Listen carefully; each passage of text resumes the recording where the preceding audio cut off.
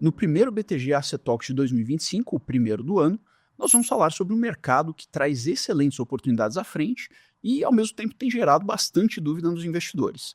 Eu sou Gabriel Barca e estou aqui com a Fernanda Souza, da BTG Pactual Asset Management, e para falar sobre o mercado de fundos imobiliários, nós trouxemos aqui o Fernando Crestana e o Rui Ruivo, que são sócios e gestores da vertical de fundos imobiliários da BTG Pactual Asset Management. Tudo bem, Barca, Fernanda? Tudo bem. Prazer estar com vocês. Obrigado aí pelo convite. E obrigado vocês, né, por aceitarem estarem aqui com a gente. Obrigada, Barca, pela introdução. Bom, dado que é o nosso primeiro programa do ano, antes de tudo eu gostaria de fazer uma retrospectiva em relação a 2024, tá?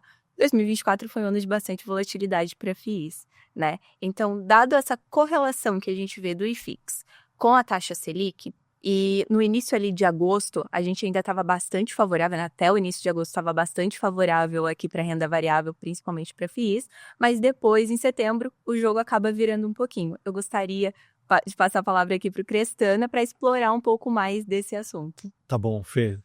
De novo, gente, obrigado. É um prazer aqui estar com vocês. Tentar resumir aqui de uma conversa objetiva um pouco do que a gente enxergou. 2024 foi um ano muito interessante, muito peculiar, né? Porque a gente abre o ano ligeiramente otimista e fecha o ano bem preocupado, né? Acho que resumindo um pouco a nossa cabeça aqui pela frente imobiliária. E por que isso? A gente vinha numa virada onde juros abriu 2024 no patamar de 11,75. A gente vinha com um ano que, enfim, o ano anterior, a gente tinha conseguido convergir a meta para dentro de teto de inflação, né? A inflação para dentro de meta, né? Para dentro do teto da meta. E existia um certo otimismo, né? Ou seja, que as coisas estavam começando a encaixar e andar. Infelizmente, como vocês sabem, não foi exatamente o que aconteceu. Em maio, junho, a gente conseguiu, inclusive, ver juros já convergindo para o seu mínimo, né? Bateu 10,25%, 10,5%, ou seja, já estava convergindo para o cenário que você falou, aquele ligeiro otimismo acontecendo, as ofertas acontecendo. Fevereiro a gente tinha, né, Rui, só pela franquia de logística captado 2 bi, em 2 transações que foram emblemáticas, né, para o BTLG, mais para o BTLC. E víamos numa toada boa de captação, etc. E o mercado virou, como vocês sabem, e fechou juros no patamar de 12,25, ou seja, maior do que tinha aberto o ano. A inflação daquele ano, inclusive, estourou o teto de meta, ou seja, foi o terceiro ano nos últimos 4 onde a inflação estoura teto de meta. E a gente se vê com um ambiente muito desafiador, onde câmbio foi a depreciação cambial nossa foi uma das principais, se não a principal dentre todas as moedas, com mais de 20% de queda. E apesar de a gente ver um PIB que foi aparentemente bom, né? Você vê, 3,5 ali positivo, a gente sabe que existe um estímulo fiscal muito grande, né? Gastos públicos muito fortes por trás desse PIB, que por mais que tiver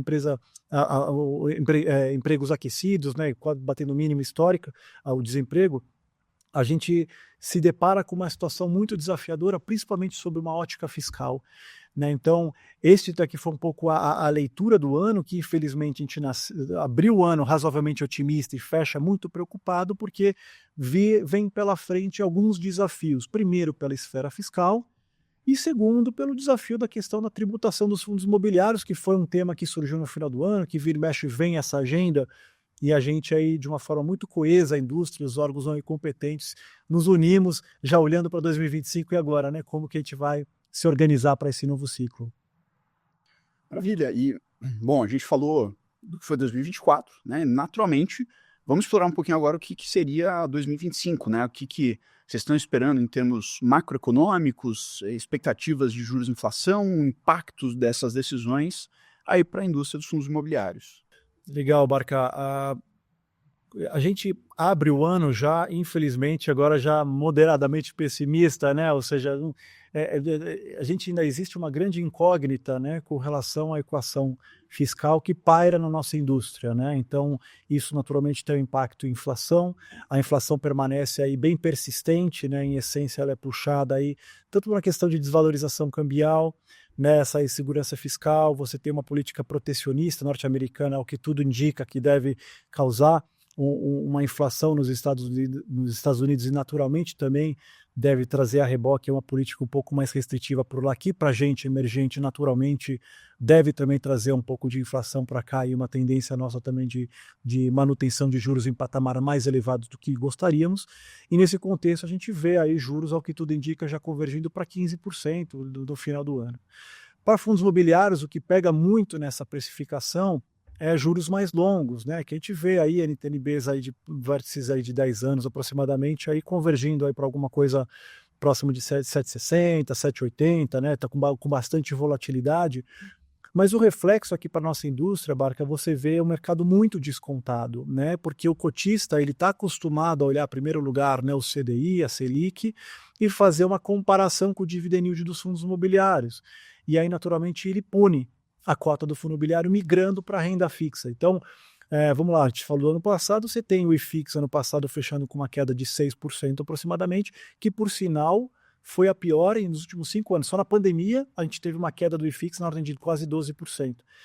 Para o Ibov, que no ano passado caiu 10%, que foi pior, com mais volatilidade, foi 2 vezes mais volátil do que o IFIX, que é o normal, né? Até porque você tem outros componentes dentro do Ibov, como empresas, o maior componente de empresas de fora, né, que são mais sensíveis, etc., à moeda. E nesse contexto a gente tem aí o IFIX caindo 6%, o Ibov caindo 10% no passado, o Ibov que também só tinha tido uma performance tão ruim em 2021, né, e também caiu quase 12%.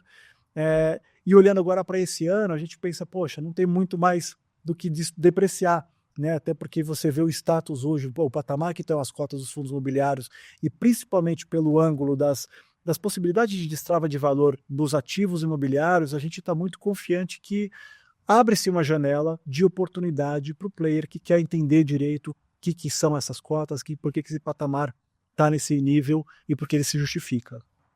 Logo, esse ano de 2025 é um ano de muita oportunidade dentro de FIIs, né? Então, apesar dos desafios, por um lado, a gente vê bastante oportunidade aqui, principalmente para atrair ainda mais investidores, né? Já entrando um pouco nesse tema também, quais são os diferenciais de investimento agora, além do que você já nos trouxe em relação a esse desconto, e o que a gente vê de setor também interessante? Muito se fala especialmente de tijolos e papéis. Fê, boa pergunta. Vamos lá. Nesse momento que a gente conversa, a Selic já está em patamar de 13,25, né, o seu novo patamar, já se sabe que ela deve crescer aí mais 1% pelo menos. Como eu falei, já se especula que vai para 15% aproximadamente. Embora na nossa visão, se tudo mais constante, dado o patamar atual dos juros real, que já está no nível historicamente elevado, dificilmente abriria mais, né, tudo mais constante, torcemos, tudo indica que a indústria já está muito próximo do seu mínimo, tá? Olhando para fundos imobiliários. Ela já está negociando com spread na abertura, prêmio de risco frente à NTNB no máximo histórico, 4,5%, quase 5% acima dessa taxa que já está artificialmente, ou não artificialmente, mas já está num patamar bem elevado. Então, aquilo que a gente costuma, né, tentar analisar por várias óticas dos setores, né? Então você vê, por um lado, juros real num patamar historicamente elevado, 7,60, 7,60 e pouquinho. Você tem o spread sobre esses juros também num patamar historicamente elevado, quase 2 desvios padrão, acima da média histórica que a gente tem aqui no Brasil. E quando a gente olha para outros mercados fora do Brasil, a gente também fica... acho que chama atenção, você vê que esse spread ele não é muito mais do que 200%, né, 200 bips over, né, a respectiva taxa livre de risco. Quando você vê aqui que 500 bips, 450, dependendo da classe e do fundo específico, você vê 2 vetores de apreciação fora o fundamento imobiliário. Um é a convergência do spread, próximo a alguma coisa que ele deveria ser a classe de ativo imobiliário versus o prêmio de risco, né, ou seja, versus o risco neutro, né, e o próprio fechamento da NTNB, que isso deve acontecer conforme vão se apaziguando incertezas do mercado com relação à agenda fiscal, com relação à reforma tributária, reforma ministerial, previsões de novas presidências, etc., futuro breve aí, que são agendas que devem vir aí muito em breve. Bom, dito isso, eu vou pegar os principais setores. Você tem aqui, por exemplo, o setor de shopping center já vem negociando com alguma coisa próximo, vai de 80% book, né, 80% a 82% book, ou seja, um desconto que representa um upside potencial de quase 20% para o seu laudo de avaliação. Então, essa é a fotografia do setor de shopping centers hoje, que está distribuindo um yield de 12%. Então você fala, poxa, se o shopping está distribuindo por volta de 11%, 12%, e ele tem um upside na ordem de 20%, Em quanto tempo você captura esse upside? Sabe, 2 anos? 3 anos? Se for 3 anos, é 7% ao ano, mais o dividendo dá quase 20% de TIR para uma classe de ativos que, convenhamos, até antes da pandemia era a classe queridinha do mercado, que, poxa, diversificação, tenant mix, pô, os ativos incrustados nos principais bairros residenciais, principalmente dos grandes polos metropolitanos. Então, assim, nos chama a atenção que isso aqui a gente chama de low hanging fruit, né? Tá muito atrativo isso aqui, pagando 11%, 12%. Olhando para a logística, esse aqui é um dos queridinhos nossos, né? Naturalmente, porque a logística ela foi um setor que cresceu muito durante a pandemia serviu como um grande catalisador do mercado logístico, então você vê uma expansão do parque logístico, uma queda vertiginosa da vacância do parque logístico e uma demanda que não para de crescer do e-commerce e suas variáveis. E aí você olha para os fundos imobiliários de logística, ou seja, você fala, pô, essa renda está estável, está bom, está promissora, e com ganhos reais aqui, né, em cima das locações atuais, expressivos. Aí você vê esse setor negociando com quase 15% de desconto, ele está negociando 85% book. Tem casos até mais, tá, gente? Então você fala, você tem 15% de desconto, ele deve ter um upside de 17%, 18% para o book. E quanto que está pagando? 11%. É uma conta parecida com shopping center, ou seja, se você tiver 3 anos aqui, e assim, estou sendo muito conservador, gente, fala que em 3 anos você vai convergir para o valor patrimonial, ou seja, 6% ao ano, mais 11%, dá 17%, 18% de TIR, para uma classe que é absolutamente defensável, etc. E para fechar aqui, o corporativo, esse aqui é aquela questão que nos salta aos olhos, né? E a gente, como tese de retorno, fica muito atrativo. O setor corporativo hoje, na sua média, está negociando a 60% a 65% book. Ou seja, o upside para book dá quase 50%, dependendo do caso. E isso principalmente para a pessoa física pequena, que pode entrar em vários outros fundos que não tem tanta liquidez, mas olha, ele pode fazer uma posição. E ele tá distribuindo alguma coisa próxima de 13%. Ou seja, você fala, você tem 50% de upside para book, pagando 13% de dividend yield, essa TIR facilmente passa 25% para quem tiver paciência. E por que esse grande movimento não acontece? Acho que esse aqui que porque o cotista ele é rentista imediatista. Ele está olhando o seu custo de oportunidade ali, está vendo, pô, o CDI está indo para 15%, poxa, minha compromissada ali, meu CDB ali, então por que eu vou sair do meu 11, 12, 13 vou ficar no meu 11, 12 do fundo, se eu posso ir para o 15 lá, que vai no net da 12, 13, então eu vou estar elas por elas. Não, você não está elas por elas, você tem um valor implícito absurdo que ele vai ser trazido para você ao longo desses anos, conforme juros fecha. E aí qual que é o raciocínio dele? Tá bom, mas eu vou ficar aqui e na hora que mudar o sinal e começar a indicar juros, aí eu migro. Perfeito, mas gente, a gente já passou por esse círculo umas 3 ou 4 vezes. Isso vai acontecer, mas acontece muito rápido. E aí aquele efeito manada, todo mundo aí por 3, 4 meses, fundo imobiliário é a bola da vez, maravilhoso, fantástico, já reprecificou e o cara perdeu a janela dele. Então, acho que numa teoria de portfólio é muito saudável ter uma exposição sim na classe fundo imobiliário e a gente está muito atento às oportunidades que esse mercado está abrindo aí para gente. Se vocês me permitirem aqui, tá? Só um adendo. Antes a gente estava tendo um bate-papo falando sobre as analogias, né?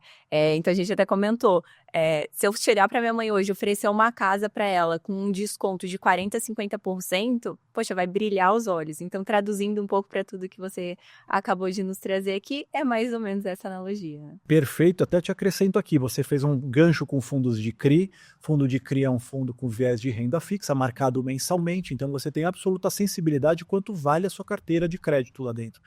E os fundos de CRI high grade e high yield, eles estão negociando com grande desconto. O high yield está com desconto ainda mais expressivo, está quase 20% de desconto a book, 18%.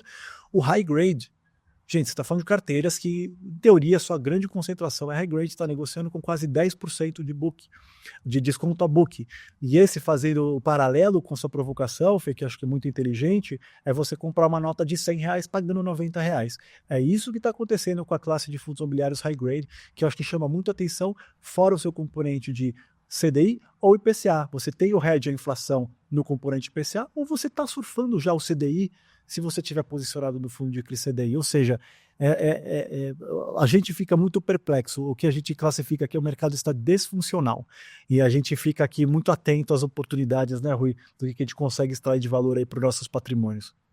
Na verdade, é quando o mercado está disfuncional que surgem as grandes oportunidades, né? Com certeza. E aproveitando, né, que Crescendo já falou sobre shoppings, logística, lajes corporativas. Rui, tem alguma tese de investimento que chama mais atenção nesse cenário de ativos descontados e que pode consolidar essas oportunidades? Tem, acho que faltou falar de uma aqui nossa, tá? Que é assim, vamos brincar aqui, tá?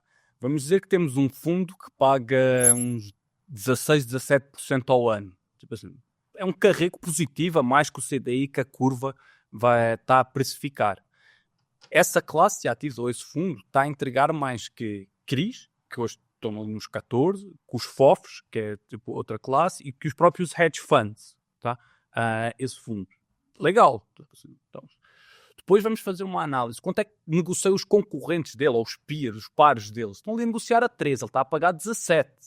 Historicamente, esse fundo pagava o quê? Era de toda a indústria o fundo que tinha o spread mais fechado, o menor prémio de risco, como o Crestana comentou aqui. Então, assim, mais um ponto positivo para essa tese que eu acho interessante. Depois vamos novamente falar do desconto patrimonial, que é outra coisa aqui que também é uma carteira marcada a mercado. Está 30% descontada. Tá? Essa tese é legal, tipo 30% descontada. Esse fundo tem 10 anos de história. Tá? Ou mais de 10 anos de história. Em mais de 3 mil pregões negociou nesse patamar 11 dias. Em 3 mil pregões. Foi nos dias da Dilma, 10, e um dia no dia da pandemia. Quem investiu nesse fundo, nessa altura, ou seja, nestes patamares aqui de 30%, estávamos a falar ali que teve um retorno em todas as janelas superior ao IFIX e superior ao CDI. Tá?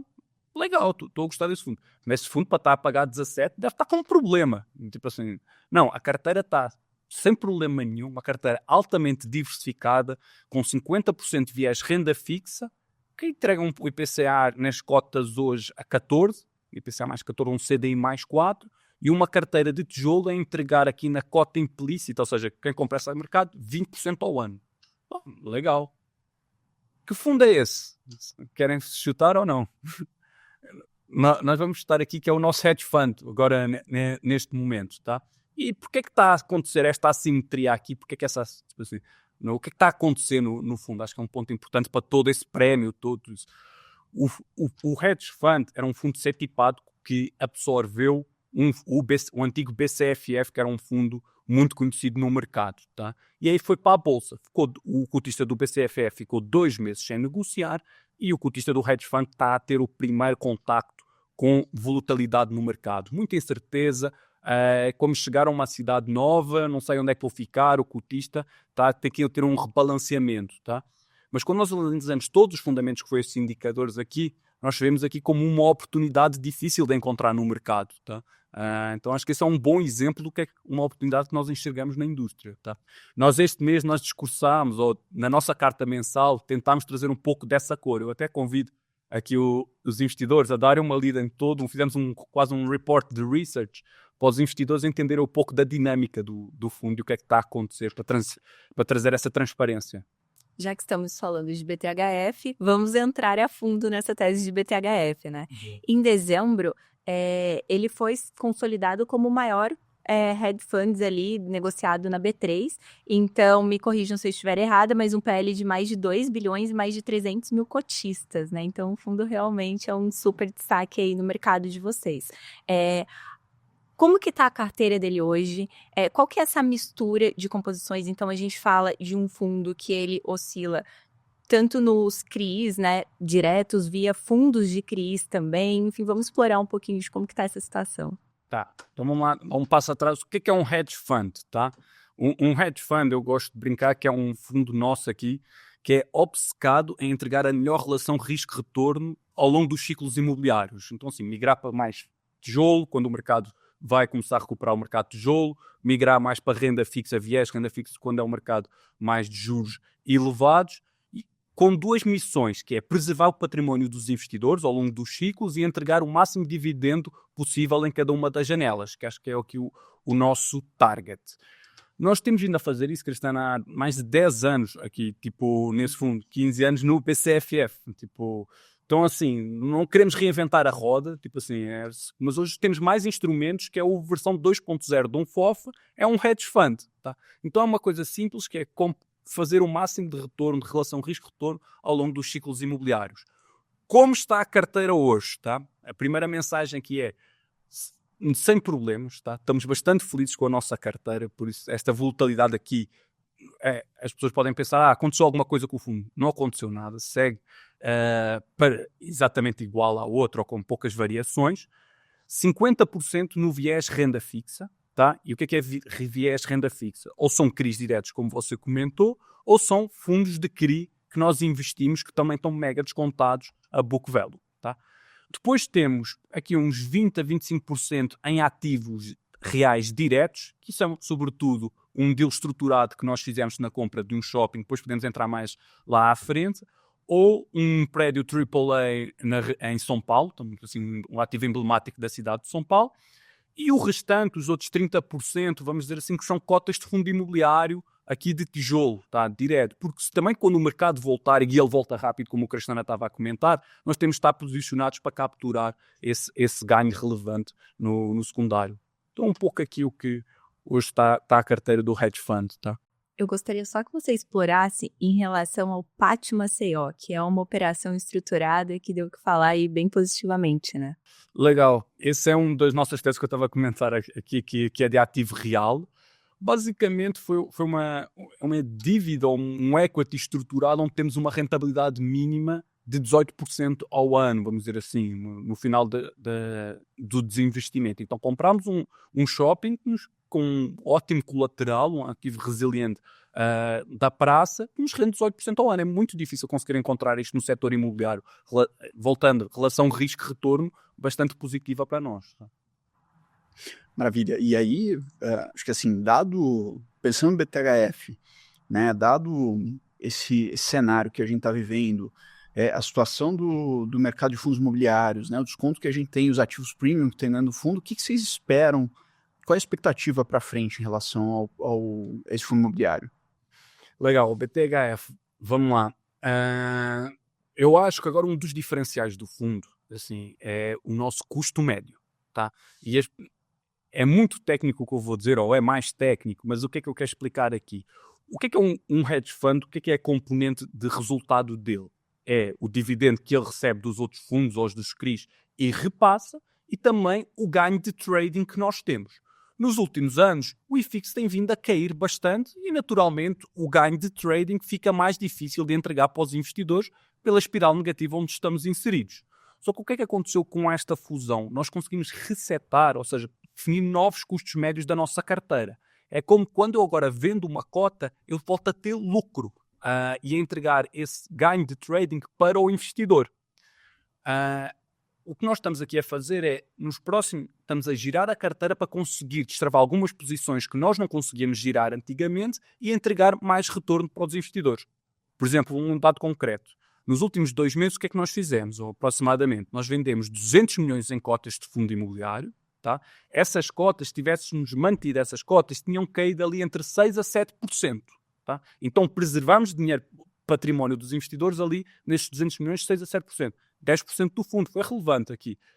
E investimos cerca de metade desse dinheiro em novas posições que nós gostamos bastante, que já valorizaram 6%. Então, este é um pouco do trading, deste giro de carteira que vamos entregar ao longo dos próximos trimestres, semestres, criando valor para o investidor. Tá? Ou seja, você está falando de um fundo que hoje ele é o maior do mercado, absolutamente pulverizado, sem grandes preocupações na carteira, pelo contrário, com grande ativismo que já se comprovou, com um histórico de 15 anos de gestão, de um time que trabalha junto há mais de 10 anos.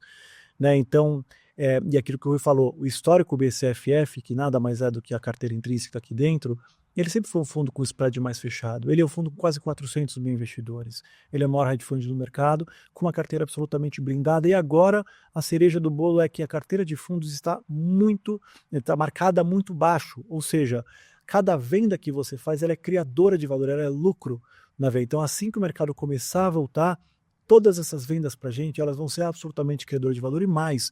O BCFF antes, ele tinha na ordem de 15%, 20% do portfólio que gerava abaixo do seu custo médio, por questões estruturais de 10, 15 anos, e a gente não conseguia sair de posições, e eventualmente com yields mais baixos, e agora a gente consegue. Esses mesmos fundos estão com os valores de custo, marcados ao mercado recente, não atual, mas de 2 meses atrás, de forma que assim que o mercado começar a recuperar, a gente sai dessas posições de yield baixo, converge para de alto e faz bastante lucro na venda dessas cotas. E isso, num fundo que hoje no voo cruzeiro já está entre 16 e 17 de dividendo, ele está negociando com desconto de book hoje, Rui, na ordem de 30%, upside de 43% para o book. O book de um fundo de fundos, como o Rui falou, é o mercado secundário que está absolutamente descontado. Então você consegue facilmente capturar uma tira aqui muito alta, né, Rui? Acho que é até legal entender um pouco aí de... Eu acho que assim, vamos ser conservadores, tá? Aqui para uma análise. Os hedge funds, tipo assim, o BCFF sempre foi o que negociou mais fechado, tá? De todos os hedge funds, todos os FOFs, por causa desse track record consistente de entrega de diversificação e de dividendos. Sempre foi um dos queridinhos do mercado. E é onde nós nos queremos posicionar. É tipo, se você, não sei bem o mercado de fundos imobiliários, não entendo, eu não entendo tudo de ações, é um universo muito grande, não temos tempo para cobrir. Mas se você delega essa competência a um gestor competente que é, como eu brinquei, obcecado nessa entrega de relação risco-retorno e dividendos, acho que para o setor imobiliário, acho que o hedge fund deve ser esse o veículo que você deve procurar, tá? Mas esse BCFF negociava muito fechado. Os outros hedge funds eles negociam na ordem de 13% no mercado. Nós estamos a entregar 17%. Se nós convergirmos para os outros hedge funds, estamos a falar aqui de um ganho de capital aqui, que é conservador, de 30%, 28%. Mais o dividendo que você tem 17% ao ano. Então, estamos a falar aqui de tiros assim, até é pequeno, tipo assim, estar aqui a dizer de 50%, mas... tira acima de 40% não é improvável, pelo contrário. Inclusive, de novo, como o Rui falou, reforço que vocês olhem o gerencial deste mês, que a gente foi bem extenso, e te abre uma tabela de cenários onde você tem absoluta confiança que ele vai convergir e eventualmente no curto prazo. Então, essa cota ela está disfuncional e artificialmente reduzida. E na nossa leitura tem um horizonte muito próximo dessa cota apreciar, e apreciar rápido. Por liquidez, não é? Ela está neste momento por um movimento técnico de liquidez, basicamente. Eu tô convencida. Você tá convencido? Tô convencido. Bom, pessoal, A gente está comprando. É isso. E esse era o sinal que a gente queria ouvir. Skin in the game, Barca. É isso. Bom, caminhando aqui para o nosso fim, demos vários recados, tanto de cenário quanto de produto aqui, um super destaque também que está aí com uma consistência muito interessante. Mais algum recado que vocês gostariam de passar? Talvez não necessita um curto prazo, algo mais final do ano. Olha, Fê, Muita surpresa. Uma leitura um pouco mais macro aqui, assim, a gente está, eu pessoalmente, apesar desse mercado que não está fácil de prever o curto prazo, eu estou absolutamente confiante no desdobramento do real estate brasileiro no médio e longo prazo. O curto prazo é sempre um pouco mais delicado, mas como eu falei, se você analisar as particularidades de cada um desses setores, por exemplo, o caso aqui que eu falei de logística, você não consegue justificar o mercado com tamanho desconto única e exclusivamente por uma questão de dividendo. Não faz sentido. Então, acho que é um convite para o investidor que não está acostumado ou já tem pouca exposição, ou eventualmente vai ter alguma liquidez aí pela frente, debruce em cima, converse com alguém para te ajudar com relação à história de fundos imobiliários, porque, honestamente, eu trabalho há 20 anos nessa indústria. E eu afirmo para você, raríssimas as janelas de oportunidade como eu enxergo agora. Mas eventualmente a tributação pode ter impacto. Afirmo que não tem absolutamente nada a ver com a questão de tributação potencial, que a gente acredita que não vai vir. É exclusivamente uma questão pontual hoje de um desconto da carteira por uma questão de juros, insegurança fiscal. Esse mercado ele é pouco conhecido e agora os players institucionais estão começando a olhar com um pouco mais de afinco algumas oportunidades e já estão comprando. Então, se organizem, olhem essas boas oportunidades. O Rui falou aqui uma bela de uma oportunidade, obviamente tem algumas outras muito claras. Eu pessoalmente gosto muito desse setor, como gosto do setor logístico, que está muito óbvio, mas os outros que eu mencionei e também os fundos de CRI, pelos patamares, eu acho que é uma questão de você sentar com calma, chamar um assessor aí para te ajudar nessa melhor tomada de decisão e aproveite aí o mercado, porque são poucas as janelas como essa aí que o mercado abriu.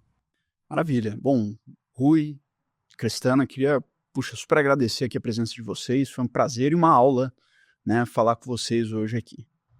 Um prazer. Obrigado. Foi nosso. E voltem para falar do restante da franquia, né, a gente tem muito tema aí para abordar ainda. Vai ser sempre um prazer, né, Elaine? Vai ser. Isso aí. Obrigada. Obrigada a todos que nos acompanharam até aqui.